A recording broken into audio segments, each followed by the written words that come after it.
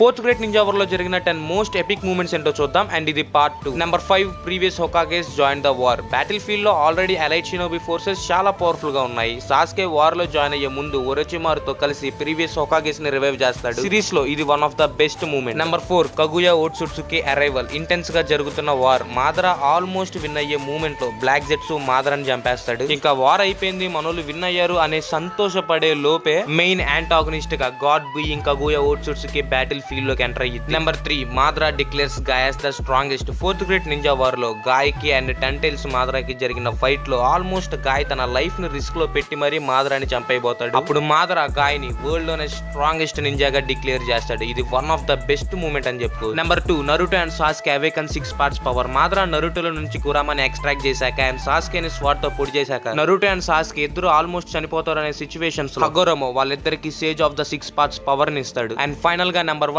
Team 7 fights together and seal Kaguya. Kaguya arrive అయ్యే ముందు మన టీమ్ 7 మళ్ళీ రీయూనైట్ అయ్యిద్ది అండ్ టీమ్ 7 కగుయాతో ఫైట్ చేసి తనని సీల్ చేసేసి వార్ ఫినిష్ చేస్తారు. ఇది అన్నిటికంటే కూడా సిరీస్ లో one of the best moment.